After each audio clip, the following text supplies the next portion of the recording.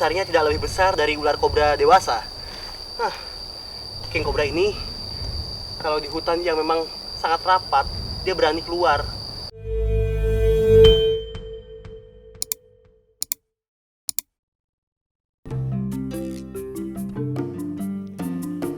Hutan Seketeng, ya, sebuah hutan lindung yang masih dipenuhi oleh pepohonan besar berusia ratusan tahun yang tumbuh sangat rapat. Saat ini secara administrasi Hutan Seketeng berada di kawasan Kecamatan Bayah, Kabupaten Lebak, Banten. Konon hutan di lereng gunung yang berbatasan langsung dengan kawasan Laut Selatan ini dulunya merupakan tempat pertemuan para raja di tanah Pasundan. Hingga saat ini, Hutan Seketeng tetap menjadi sebuah tempat yang sangat disakralkan, terutama oleh warga yang tinggal di pesisir selatan Pulau Jawa bagian barat. Menurut cerita, ada cara-cara dan aturan yang harus dipatuhi bagi setiap orang yang ingin masuk ke dalam hutan ini. Untuk memasuki kawasan Hutan Seketeng, saya menempuh jalur lain, yaitu dengan menyusuri aliran sungai yang menembus langsung ke dalam hutan. Sekarang Panji sedang menyusuri sungai yang ada di Muara Seketeng. Rencananya nanti Panji akan masuk ke dalam hutan ini nih. Namanya Hutan Seketeng juga. Wah, lihat betapa rapatnya hutan itu. Dan menurut cerita masyarakat sekitar sini, bahwa di dalam hutan sana itu merupakan habitat bagi berbagai jenis satwa, tumbuhan, ataupun satwa yang liar lah di sana. Pak juga udah penasaran banget sih, udah pengen cepet-cepet masuk ke dalam hutan ini. Jalur yang saya tempuh ini sebenarnya sangat tidak dianjurkan oleh warga di sini karena sangat beresiko dan memang belum pernah ada yang mencoba melewati jalur sungai untuk masuk ke dalam hutan. Nah, ini adalah jalur air. Jadi air hujan biasanya turun dari atas hutan sana ke bawah sini. Ini lewat jalur ini. Jadi jalur air seperti ini bisa kita manfaatkan untuk masuk ke dalam hutan. Oke, yuk. Beberapa jam menyusuri aliran sungai yang membelah Hutan Seketeng, akhirnya saya pun sampai di sebuah lokasi yang saya yakini bisa menembus langsung ke bagian tengah hutan. Tak hanya di bagian luarnya saja, kondisi Hutan Seketeng memang masih sangat terjaga. Pepohonan tumbuh sangat rapat, hingga sinar matahari pun hanya bisa terlihat dari sela-sela dedaunan yang menjadi lapisan kanopi hutan. Kondisi hutan yang seperti ini sudah bisa dipastikan masih banyak satwa liar yang tinggal di dalamnya.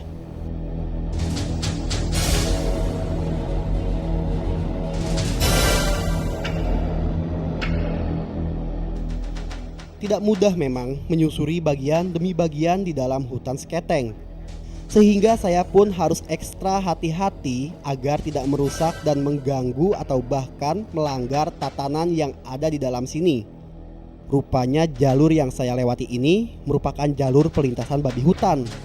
Tapak atau jejak babi hutan bisa terlihat jelas di tanah yang memang agak lembek. Kemungkinan baru semalam gerombolan babi hutan melintasi dan mencari makan di daerah ini.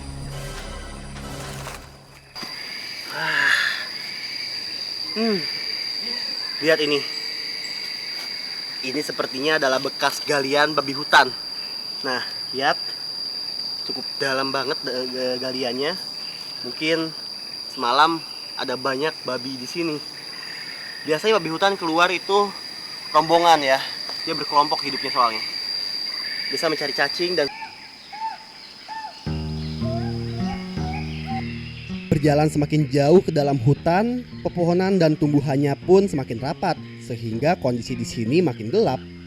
Apalagi sinar matahari tertahan oleh kanopi hutan yang terbentuk dari dedaunan yang saling berhubungan dan menyatu dari pohon satu ke pohon lainnya.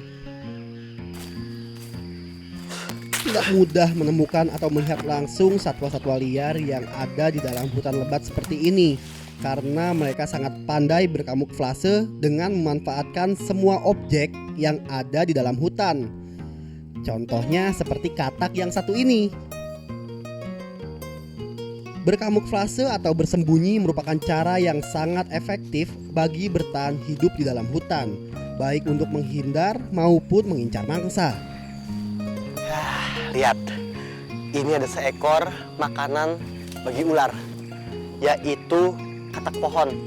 Katak pohon ini merupakan katak yang memang hidup di pohon, dan biasanya mereka menempel di batang pohon dan di daun-daunan yang berwarna hijau ataupun yang senada warnanya dengan warna tubuhnya, supaya bisa menyamar atau berkamuflase di antara daunan tersebut. Untuk menghindari predator ataupun berburu mangsanya, ia biasanya melakukan hal seperti itu. Lihat, lihat ini. Katak ini memiliki bola mata yang besar berwarna coklat. Wih, kabur. Lihat, gerakannya sangat cepat. Dia dapat meloncat dari satu tempat ke tempat lainnya itu dengan sangat cukup tinggi ya, cukup jauh. Jadi bisa kabur dengan cepat. Ayo. Berada di dalam hutan, resiko paling besar bisa saja terjadi, yaitu ancaman dari satwa liar penghuninya. Meski pada dasarnya satwa-satwa liar cenderung menjauh jika mencium bau manusia, namun jika terpaksa mereka bisa saja menyerang tanpa kita sadari. Meski berukuran relatif kecil, king cobra tetap saja menjadi predator berbahaya dan Ternyata mematikan. ada seekor king cobra tapi masih kecil. Besarnya tidak lebih besar dari ular kobra dewasa. King cobra ini kalau di hutan yang memang sangat rapat, dia berani keluar. Biasanya kalau bisa masih kecil, king cobra ini sangat takut untuk keluar dari sarangnya karena bisa diburu oleh predator seperti elang. Lihat, walaupun masih kecil, ular ini sangat agresif. Walaupun masih kecil, tapi dia sudah memiliki insting untuk bertahan.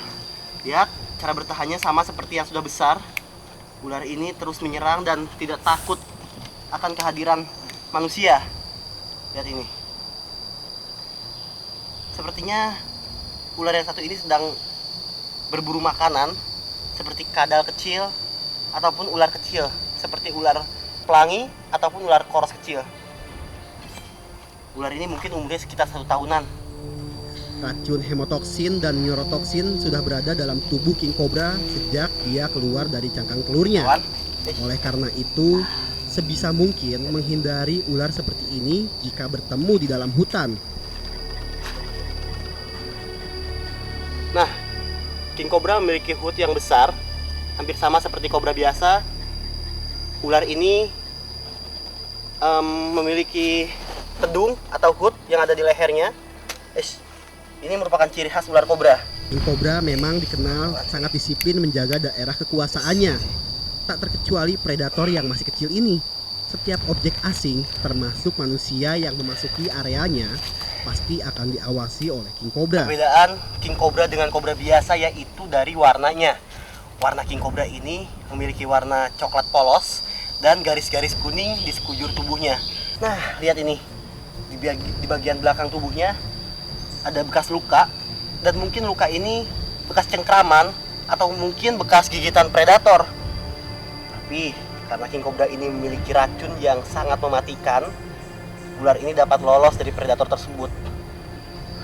Oke, Panji yakin bila ada anaknya pasti ada induknya.